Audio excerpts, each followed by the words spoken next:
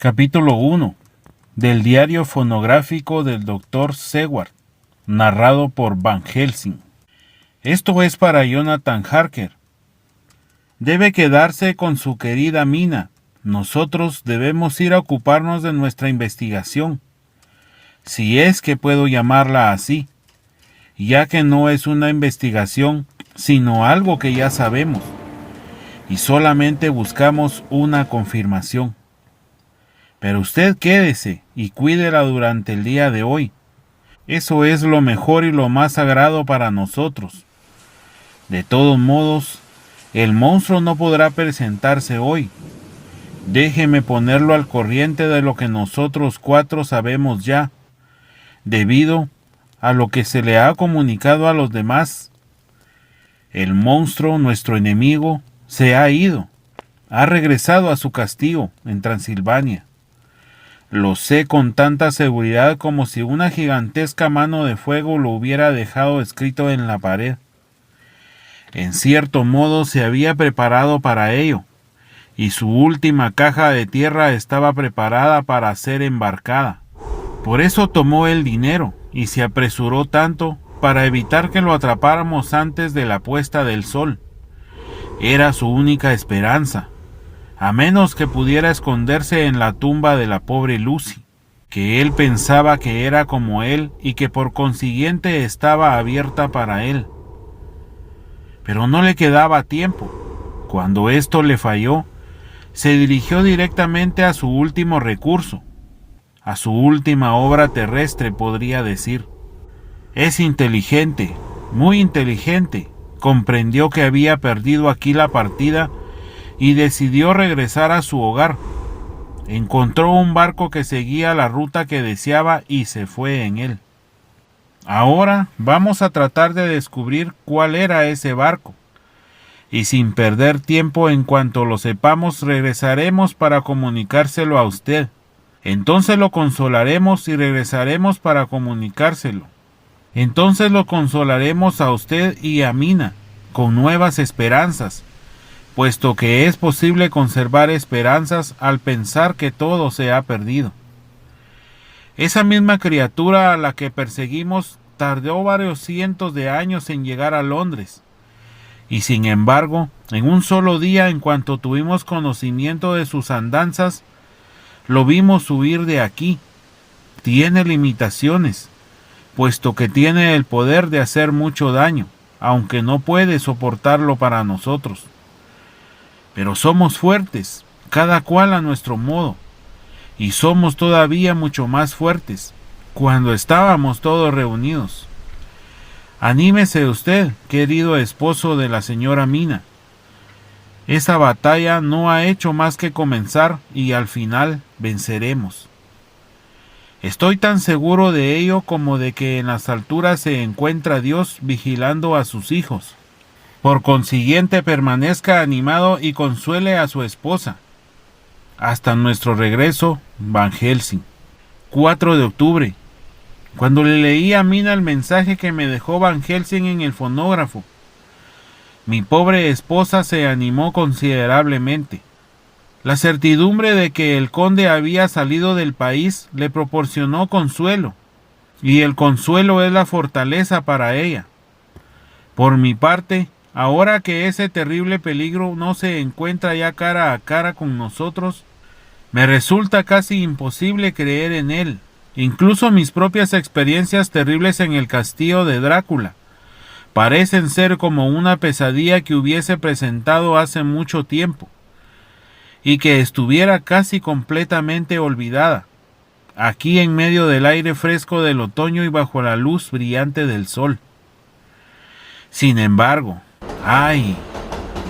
¿Cómo voy a poder olvidarlo entre las nieblas de mi imaginación?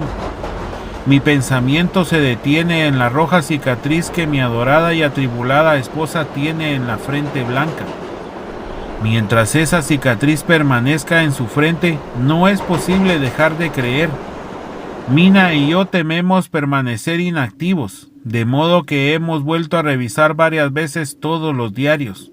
En cierto modo, aunque la realidad parezca cada vez más abrumadora, El dolor y el miedo parecen haber disminuido. En todo ello se manifiesta, en cierto modo, una intención directriz que resulta casi reconfortante. Mina dice que quizá seamos instrumentos de un buen final. Puede ser. Debo pensar como ella. Todavía no hemos hablado nunca sobre lo futuro. Será mejor esperar a ver al profesor y a los demás después de su investigación. El día ha pasado mucho más rápidamente de lo que hubiera creído que podría volver a pasar para mí. Ya son las 3 de la tarde. 5 de octubre a las 5 de la tarde. Reunión para escuchar informes presentes. El doctor Van Helsing, Lord Godalming, el doctor Seward, el señor Kinsey Morris, Jonathan Harker y Mina Harker. El doctor Van Helsing describió los pasos que había dado durante el día para descubrir sobre qué barco y con qué rumbo había huido el conde Drácula. Sabíamos que deseaba regresar a Transilvania. Estaba seguro de que montaría la desembocadura del Danubio o por alguna ruta del Mar Negro, puesto que vino siguiendo esa ruta. Teníamos una tarea muy difícil ante nosotros. Así, con un gran peso en el corazón comenzamos a buscar los barcos que salieron anoche para el Mar Negro. Estaba un barco de vela, puesto que la señora Mina nos habló de las velas en su visión. Esos barcos no son tan importantes como para figurar en la lista que aparece, y por consiguiente fuimos aceptando una sugestión de Lord Godalming, donde están anotados todos los barcos que aparejan, por muy pequeños que sean. Ahí descubrimos que solo un barco con destino al Mar Negro había aprovechado las mareas, el Sarina Catherine, con destino a Varna y otros pueblos, y luego remontará por el río Danubio. Entonces dije yo, ese es el barco en el que navega el conde. Por consiguiente fuimos a Dolittle Wharf y encontramos a un hombre en una oficina tan diminuta que el hombre parecía ser mayor que ella. Le preguntamos todo lo relativo a las andanzas de Sarina Catherine. Maldijo mucho, su rostro se enrojeció y su voz era muy ríspida. Pero no era mal tipo de todos modos, y cuando Kinsey sacó algo del bolsillo y se lo entregó, produciendo un crujido cuando el hombre lo tomó y lo metió en una pequeña billetera que llevaba en las profundidades de sus ropas, se convirtió en un tipo todavía mejor y humilde servidor nuestro. Nos acompañó y les hizo preguntas a varios hombres sudorosos y rudos. Estos también resultaron mejores tipos cuando aplacaron su sed. Hablaron mucho de sangre y de otras cosas que no entendí, aunque adiviné qué era lo que querían decir. Sin embargo, nos comunicaba todo lo que deseábamos saber. Nos comunicaron, entre otras cosas, que ayer, más o menos a las 5 de la tarde, llegó un hombre con mucho apresuramiento, un hombre alto, delgado y pálido, con nariz aquilina, dientes muy blancos y ojos que parecían estar ardiendo, que iba vestido todo de negro, con excepción de un sombrero de paja que llevaba y que no le sentaba bien ni a él ni al tiempo que estaba haciendo, y que distribuyó generosamente su dinero, haciendo preguntas para saber si había algún barco que se dirigiera al Mar Negro. Lo llevaron a las oficinas y al barco, y a bordo del cual no quiso subir, sino que se detuvo en el muelle y pidió que el capitán fuera a verlo. El capitán acudió, cuando le dijeron que le pagaría bien, y aunque maldijo mucho al principio, cerró trato con él. Entonces el hombre alto y delgado se fue, no sin antes le indicar a alguien dónde podía encontrar una carreta y un caballo. Pronto volvió, conduciendo él mismo una carreta sobre la cual había una caja, que descargó él solo, aunque fueron necesarios varios hombres para llevarla a la grúa y para meterla a la bodega del barco. Les dio muchas indicaciones al capitán respecto a cómo y dónde debería ser colocada aquella caja, pero al capitán no le agradó aquello. Lo maldijo en varias lenguas y le dijo que fuera si quería ver cómo era estibada la caja maldita. Pero él dijo que no podía hacerlo en ese momento, que embarcaría más tarde, ya que tenía muchas cosas en que ocuparse. Entonces el capitán le dijo que se diera prisa, con sangre, ya que aquel barco iba a aparejar con sangre, en cuanto fuera propicia la marea, con sangre. Entonces el hombre sonrió ligeramente y le dijo que por supuesto iría con tiempo útil, porque no sería demasiado pronto.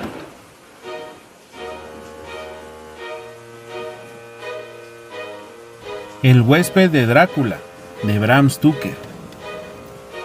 Cuando emprendimos nuestro viaje, el sol brillaba con fuerza en Múnich y el aire estaba lleno de alegría del comienzo del verano. Justo cuando estábamos a punto de partir, Herr Delbrück, del hotel donde me hospedaba, bajó con la cabeza descubierta del carruaje y tras desearme un buen viaje le dijo al cochero, todavía con la mano en el pomo de la puerta del carruaje, recuerda que debe volver al anochecer.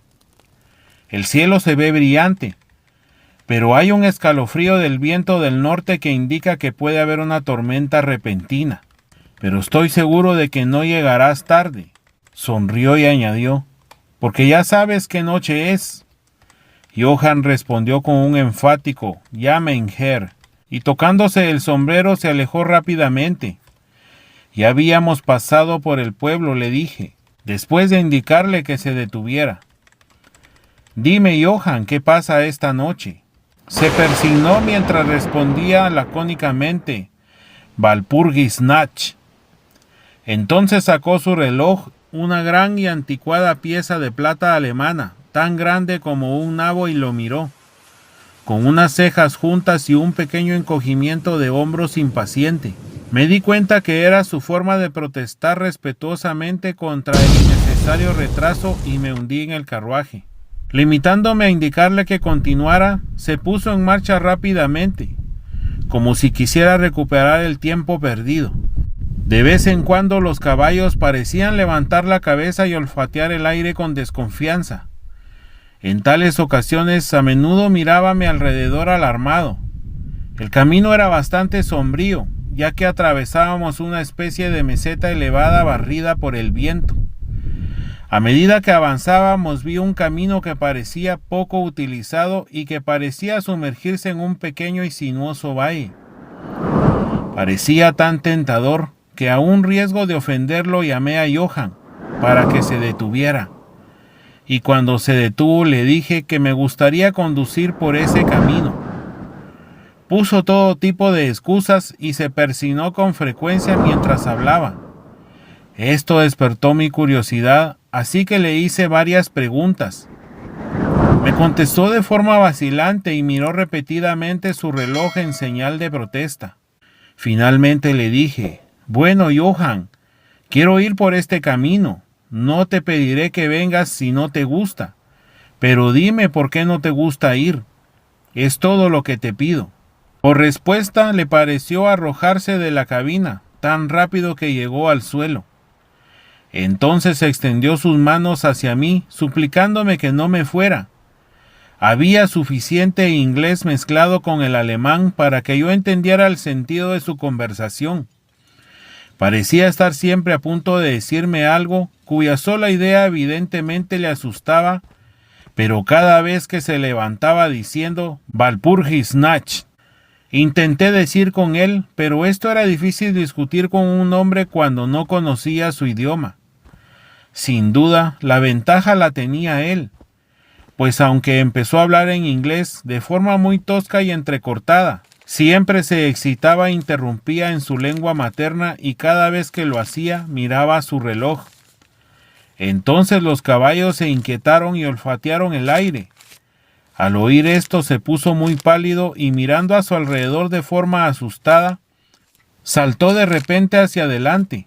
Los cogió por las bridas y condujo unos 6 metros. Le seguí y le pregunté por qué lo había hecho. Como respuesta se persignó, señaló el lugar que habíamos dejado y dirigió su carruaje en dirección al otro camino, indicando una cruz. Y dijo primero en alemán y luego en inglés, enterrado lo que se mató. Entonces la antigua costumbre de enterrar a los suicidas en los cruces. Ah, ya veo. Un suicida, qué interesante. Pero por mi vida no pude entender por qué los caballos se asustaron. Mientras hablábamos oí una especie de sonido entre un aullido y un ladrido. Estaba lejos, pero los caballos se pusieron muy inquietos y Johann tardó mucho tiempo en calmarlos. Estaba pálido y dijo: «Parece que es un lobo, pero ahora no hay lobos aquí». «No», dije interrogándolo, «no hace mucho tiempo que los lobos están tan cerca de la ciudad». «Mucho, mucho», respondió, «en primavera y en verano, pero con la nieve los lobos no han estado tanto tiempo aquí». Mientras acariciaba a los caballos y trataba de tranquilizarlos, unas nubes oscuras surcaron rápidamente el cielo. La luz del sol desapareció y un soplo de viento frío pareció pasar sobre nosotros. Sin embargo, solo fue un soplo, y más una advertencia que un hecho, pues el sol volvió a salir con fuerza. Johann miró bajo su mano levantada en el horizonte y dijo: «La tormenta de nieve viene antes de tiempo». Luego volvió a mirar su reloj y enseguida, sujetando las riendas con firmeza, pues los caballos seguían manoseando el suelo con inquietud y sacudiendo la cabeza, subió a su caja como si hubiera llegado la hora de proseguir nuestro viaje. Me sentí un poco obstinado y no subí de inmediato al carruaje. «Hábleme», le dije, «de este lugar al que conduce el camino», y señalé hacia abajo. De nuevo se persignó y murmuró una oración antes de responder. «Es impío». «¿Qué es impío?», pregunté. «El pueblo». «Entonces hay un pueblo». No, nadie vive ahí desde hace cientos de años». Me picó la curiosidad. «Pero dijiste que había una aldea». «Lo hubo». «¿Dónde está ahora?». A continuación se deshizo en una larga historia en alemán e inglés, tan mezclada que no pude entender exactamente lo que decía. A grandes rasgos deduje que hace mucho tiempo, cientos de años, los hombres habían muerto allí y habían sido enterrados en sus tumbas, pero se oían sonidos bajo la arcilla, y cuando se abrían las tumbas se encontraban hombres y mujeres sonrosados por la vida y con la boca roja por la sangre, y así apurados por salvar sus vidas y sus almas, y aquí se persignó. Los que quedan huyeron a otros lugares, mientras los vivos vivían y los muertos no eran nada. Evidentemente tenía miedo a pronunciar las últimas palabras. A medida que avanzaba en su narración, se iba excitando cada vez más. Parecía que su imaginación se había apoderado de él y terminó en un perfecto paroxismo de miedo, con la cara blanca, sudando, temblando y mirando a su alrededor, como si esperara que alguna presencia espantosa se manifestara ahí, bajo el sol brillante de la llanura abierta. Finalmente, en una agonía de desesperación, gritó: «Walpurgis Nacht», y me señaló el carruaje para que subiera. Toda mi sangre inglesa se elevó ante esto y retrocediendo le dije: «¿Tienes miedo, Johann? ¿Tienes miedo? Vete a casa, volveré solo. El paseo me hará bien». La puerta del carruaje estaba abierta. Tomé del asiento mi bastón de roble, que siempre llevo en mis excursiones de viajes, y cerré la puerta, señalando hacia Múnich, y dije: «Vete a casa, Johann. La noche de Walpurgis no concierne a los ingleses». Los caballos estaban ahora más intranquilos que nunca, y Johann trataba de contenerlos, mientras me imploraba excitado que no hiciera ninguna tontería. Me complací del pobre hombre, pues estaba muy serio, pero al mismo tiempo no pude evitar reírme. Su inglés había desaparecido por completo.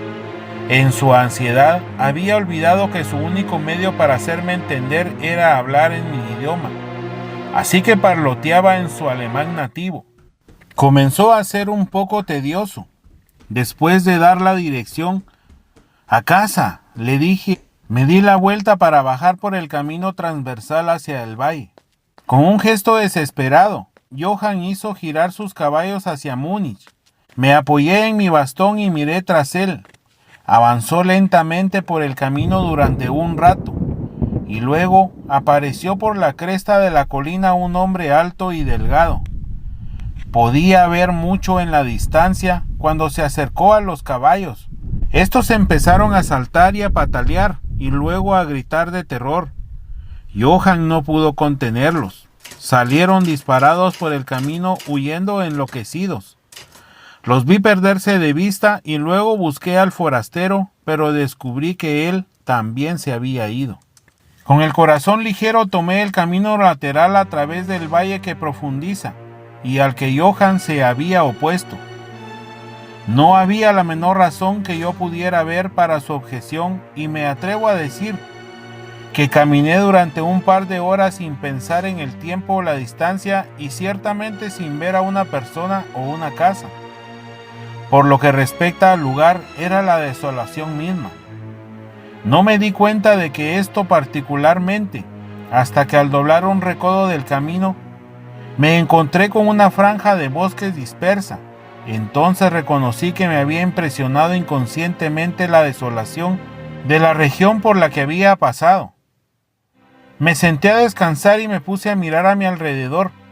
Me di cuenta de que hacía mucho más frío que al comienzo de mi caminata. Una especie de suspiro parecía estar a mi alrededor, con de vez en cuando una especie de rugido apagado en lo alto. Mirando hacia arriba, me di cuenta de que grandes y espesas nubes cruzaban rápidamente el cielo de norte a sur a gran altura. Había señales de que se avecinaba una tormenta en algún estrato elevado del aire. Tenía un poco de frío y pensando que era el estar quieto después del ejercicio de caminar, reanudé mi camino. El terreno que atravesé era ahora mucho más pintoresco. No había objetos llamativos que el ojo pudiera destacar, pero en todo había un encanto de belleza. No presté atención al tiempo y solo cuando el crepúsculo se hizo más profundo, comencé a pensar en cómo encontrar el camino a casa. El aire era frío y la deriva de las nubes en lo alto era más marcada. Las nubes estaban acompañadas por una especie de sonido lejano y apresurado, a través del cual parecía llegar a intervalos ese misterioso grito que el conductor había dicho que provenía de un lobo. Durante un rato dudé. Había dicho que vería la aldea desierta. Así que seguí adelante y enseguida me encontré con una amplia extensión de terreno abierto, cerrado por colinas a su alrededor. Sus laderas estaban cubiertas de árboles, que se extendían hasta la llanura, salpicando en algunas las laderas más suaves, y las hondanadas que aparecían aquí y allá. Seguí con la vista el serpenteo del camino, y vi que esa curva cerca de uno de los más densos de estos macizos se perdía tras él. Mientras miraba se produjo un escalofrío en el aire y la nieve comenzó a caer.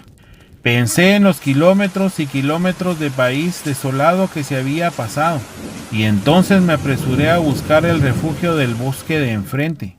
El cielo se oscurecía cada vez más y la nieve caía cada vez más rápido, hasta que la tierra ante mí y a mi alrededor era una reluciente alfombra blanca, cuyo borde más lejano se perdía en una brumosa vaguedad. El camino no era aquí más que tosco, y cuando se encontraba en la llanura, sus límites no estaban tan marcados como cuando pasaba a través de los cortes, y en poco tiempo me di cuenta que debía de haberme desviado de él, pues echaba de menos bajo mis pies la dura superficie y mis pies se hundían más en la hierba y en el musgo. Entonces el viento se hizo más fuerte y sopló cada vez con más fuerza, hasta que tuve ganas de correr ante él. El aire se volvió gélido, y a pesar del ejercicio empecé a sufrir.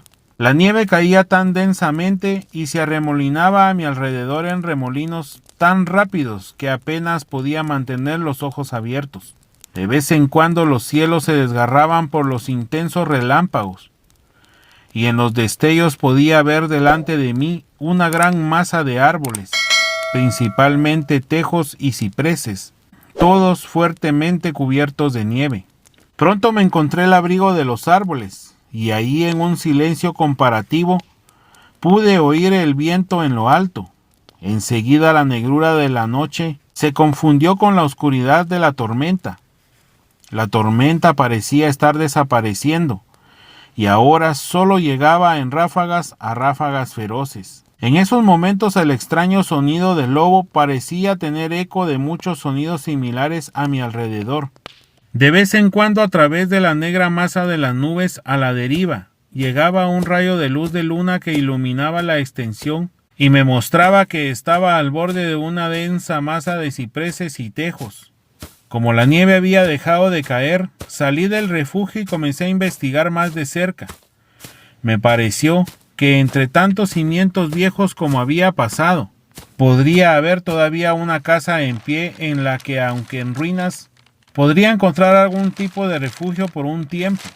Al bordear el bosquecillo, me di cuenta que lo que rodeaba un muro bajo, y al seguirlo encontré una abertura. Ahí los cipreses formaban un callejón que conducía a una masa cuadrada. Sin embargo, en el momento que lo vi, las nubes que se desplazaban ocultaron la luna, y pasé por un camino en la oscuridad. El viento debía ser cada vez más frío, pues sentí que temblaba mientras caminaba, pero había esperanza de cobijo y avancé a tientas y a ciegas. Me detuve, pues, cuando hubo una repentina quietud.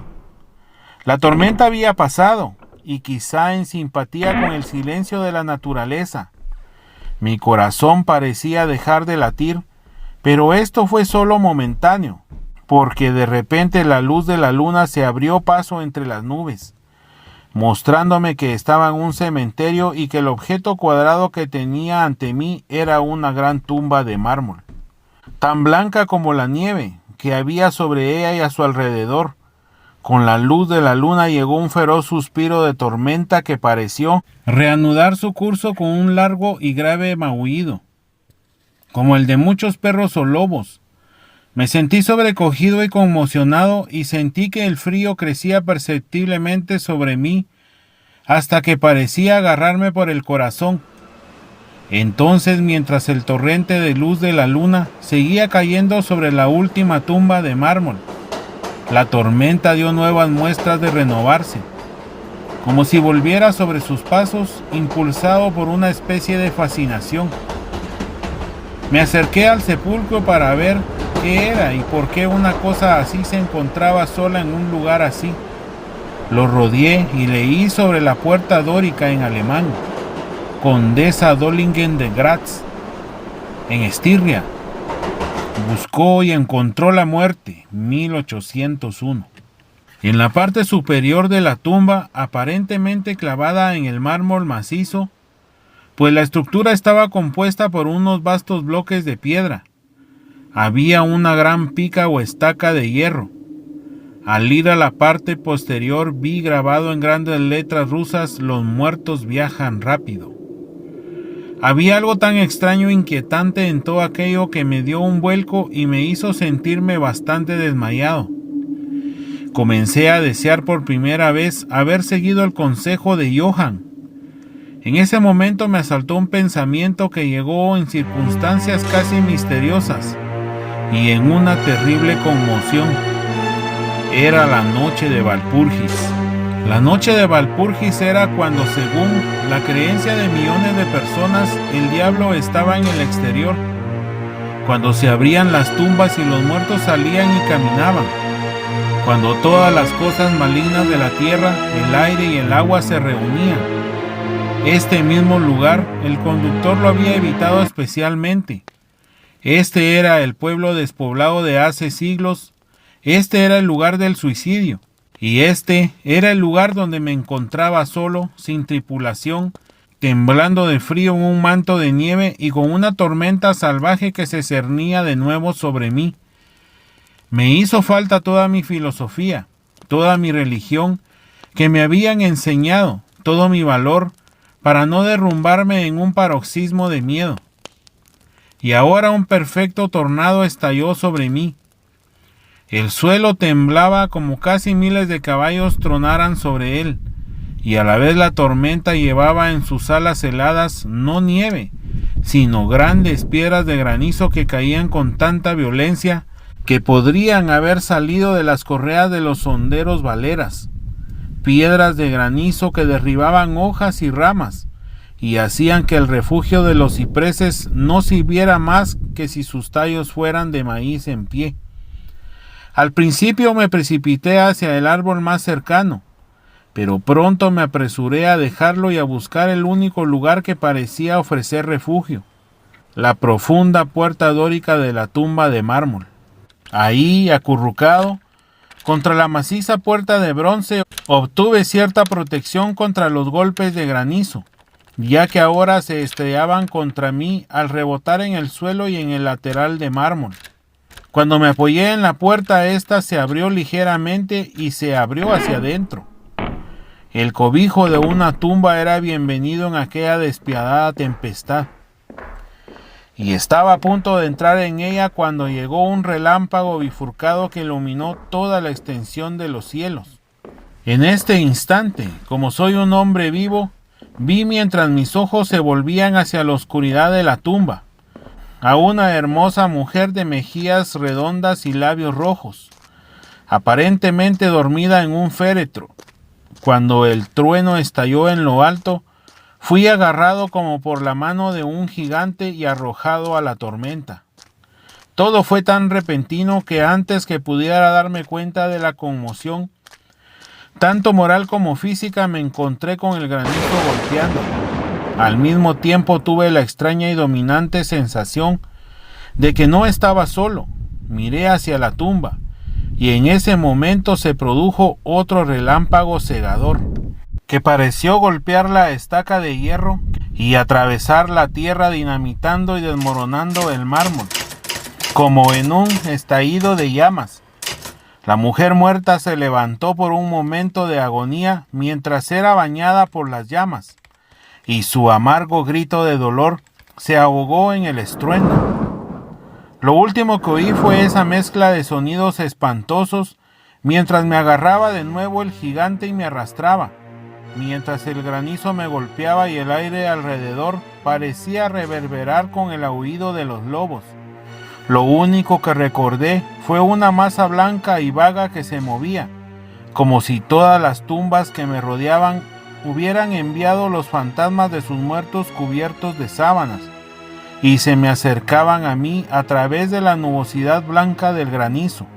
Poco a poco me vino una especie de vago comienzo de conciencia y luego una sensación de cansancio que era terrible. Durante un tiempo no recordé nada, pero poco a poco recuperé los sentidos. Mis pies parecían estar atormentados por el dolor, pero no podía moverlos. Parecía que estaban entumecidos. Tenía una sensación de hielo en la nuca y en toda la columna vertebral, y mis oídos, al igual que mis pies, estaban muertos y atormentados. Pero en mi pecho había una sensación de calor. Este periodo de semiletargo pareció durar mucho tiempo, y cuando se desvaneció, debí dormirme o desmayarme. Luego vino una especie de repugnancia, como la primera etapa del mareo, y un deseo salvaje de liberarme de algo. No sabía qué. Me envolvió una gran quietud, como si todo el mundo estuviera dormido o muerto, solo interrumpida por el jadeo bajo de algún animal cercano a mí. Sentí un cálido escozor en la garganta y luego tomé conciencia que la terrible verdad que me heló hasta el corazón y me hizo subir sangre por el cerebro.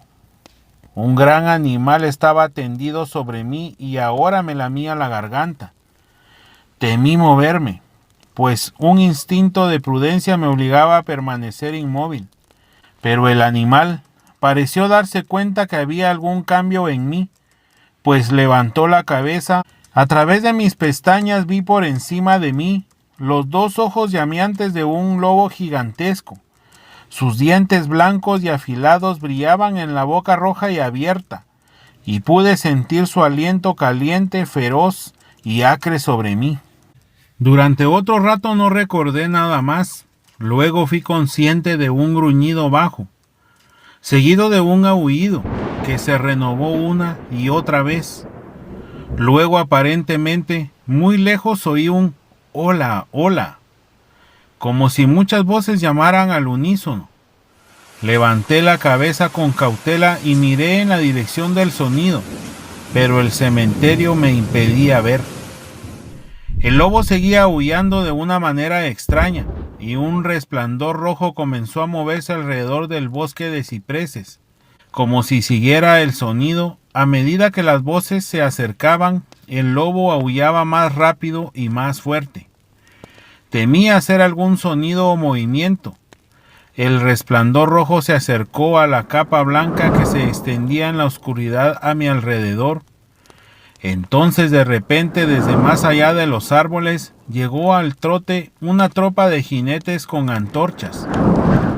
El lobo se levantó de mi pecho y se dirigió al cementerio. Vi a uno de los jinetes levantar su carabina y apuntar. Un compañero le golpeó en el brazo y oí cómo la bala pasaba silbando por encima de mi cabeza.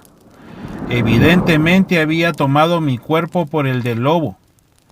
Otro avistó el animal mientras se alejaba y le siguió un disparo. Entonces al galope la tropa avanzó, algunos hacia mí, otros siguiendo al lobo mientras desaparecía entre los cipreses cubiertos de nieve. A medida que se acercaban intenté moverme, pero no pude hacerlo, porque podía ver y oír todo lo que ocurría a mi alrededor. 2 o 3 de los soldados saltaron de sus caballos y se arrodillaron a mi lado. Uno de ellos me levantó la cabeza y puso su mano sobre mi corazón. «Buenas noticias, camaradas», gritó. Su corazón aún late. Entonces me echaron un poco de brandy por la garganta. Eso me dio vigor y pude abrir los ojos completamente y mirar a mi alrededor. Luces y sombras se movían entre los árboles y oí que los hombres se llamaban unos a otros. Se juntaron profiriendo exclamaciones de miedo, y las luces parpadearon cuando los demás salieron del cementerio en tropel, como hombres poseídos. Cuando los más lejanos se acercaron a nosotros, los que estaban a mi alrededor les preguntaron ansiosamente: «Bueno, ¿lo has encontrado?». La respuesta fue apresurada: «No, vengan rápido, rápido. Este no es lugar para quedarse y precisamente en esta noche». «¿Qué fue?», fue la pregunta, formulada en todo tipo de claves. La respuesta llegó de forma variada e indefinida, como si los hombres se sintieran movidos por un impulso común de hablar y sin embargo estuvieran restringidos por un temor común de dar sus pensamientos. «En efecto», farfulló uno, cuyo ingenio se había agotado por el momento, «un lobo». «Y sin embargo no es un lobo», dijo otro estremeciéndose. «Es útil intentarlo sin la bala sagrada», comentó un tercero de manera más ordinaria. «Nos está bien empleado por haber salido en esta noche. Verdaderamente nos hemos ganado los 1000 marcos», fueron las jaculatorias de un cuarto. «Había sangre en el mármol roto», dijo otra vez de una pausa. «El rayo nunca llevó eso ahí y para él estás a salvo. Miren su garganta, vean, camaradas, el lobo se había echado sobre él y mantiene su sangre caliente». El oficial miró mi garganta y respondió: «Está bien, la piel no está perforada. ¿Qué significa todo esto? Nunca lo habríamos encontrado de no ser por los aullidos del lobo». «¿Qué fue de él?», preguntó el hombre que sostenía mi cabeza y que parecía el menos asustado del grupo, pues sus manos estaban firmes y sin temblores. En la manga llevaba el escudo de un suboficial. «Se fue a su casa», respondió el hombre, cuyo largo rostro estaba pálido y que realmente temblaba de terror mientras miraba a su alrededor con temor. «Hay suficientes tumbas en las que puede yacer. Vengan, camaradas, vengan rápido, dejemos este lugar maldito». El oficial me levantó para que me sentara mientras pronunciaba una palabra de orden. Entonces varios hombres me colocaron sobre un caballo, subió a la silla de montar detrás de mí, me tomó en sus brazos, dio la orden de avanzar y volviendo la cara hacia los cipreses nos alejamos en rápido orden militar. Sin embargo, mi lengua se negó a cumplir su función y me vi obligado a callar.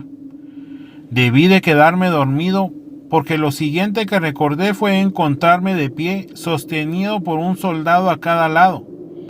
Era casi plena luz de día y hacia el norte un rayo de sol rojo se reflejaba como un camino de sangre sobre la nieve. El oficial decía a los hombres que no dijeran nada de lo que habían visto, excepto que habían encontrado a un forastero inglés custodiado por un gran perro. ¿Perro? Eso no era un perro, interrumpió el hombre que había mostrado tanto miedo. Creo que reconozco un lobo cuando lo veo. El joven oficial respondió con calma, he dicho un perro. Perro, reiteró el otro irónicamente. Era evidente que su coraje aumentaba con el sol y señalándome dijo, mira su garganta, ¿es obra de un perro maestro? Instintivamente me llevé la mano a la garganta y al tocarla grité de dolor. Los hombres se agolparon para mirar, algunos bajando de sus monturas y de nuevo llegó la voz tranquila del joven oficial. Un perro, como he dicho. Si dijera otra cosa, solo se reirían de mí. Entonces me montaron detrás de un soldado y seguimos cabalgando hacia los suburbios de Múnich. Aquí nos encontramos en un carruaje abandonado en el que me subieron. El joven oficial me acompañó mientras que un soldado lo siguió en su caballo y los demás se dirigieron a sus cuarteles. Cuando llegamos, Hell Delbruck bajó tan rápidamente los escalones para recibirme, que era evidente que había estado observando dentro. Me tomó de ambas manos y me hizo entrar solícitamente. El oficial me saludó y se dirigía a retirarse cuando reconocí su propósito e insistí en que viniera a mis habitaciones. Con una copa de vino le agradecí calurosamente a él y a sus valientes compañeros al haberme salvado. Me contestó simplemente que estaba más que contento y que Herr Delbruck había tomado las primeras medidas para complacer a todo el grupo de búsqueda. Ante esta ambigua expresión, el maitre del hotel sonrió mientras el oficial alegaba su deber y se retiraba. Y en él leí Bristis. Tenga cuidado con mi invitado. Su seguridad es muy valiosa para mí. Si le ocurriera algo... Pero Herr Delbruck, pregunté, ¿cómo y por qué me buscaron los soldados? Se encogió de hombros, como despreciando su propia hazaña. Mientras respondía, tuve la suerte de obtener un permiso del comandante del regimiento en el que sirvo, para pedir voluntarios. ¿Pero cómo supo que estaba perdido?, pregunté. El conductor vino aquí con los restos de su carruaje que se había volcado cuando los caballos se escaparon. Pero seguramente no enviaría un grupo de búsqueda de soldados solo por tal motivo. Oh, no, respondió. Pero incluso antes de que llegara el cochero, tenía este telegrama del boyardo, cuyo huésped es usted, y sacó de su bolsillo un telegrama que me entregó. O si se perdiera, no escatime esfuerzos para encontrarlo y garantizar su seguridad. Es inglés y por lo tanto aventurero. La nieve, los lobos y la noche suelen ser un peligro. No pierdan ni un momento. Si sospechan que le ha pasado algo, respondo por nuestro celo con mi fortuna. Drácula. Mientras sostenía el telegrama en la mano, la habitación parecía girar a mi alrededor. Si el atento maitre del hotel no me hubiera atrapado, creo que me habría caído. Había algo tan extraño en todo esto. Algo tan extraño es imposible de imaginar, que creció en mí la sensación de ser en cierto modo el deporte de fuerzas oscuras, cuya mera idea vaga parecía en cierto modo paralizarme. Estaba ciertamente bajo alguna forma de protección misteriosa. De un país lejano había llegado en el momento justo un mensaje que me sacaba del peligro del sueño de la nieve y de las fauces del lobo.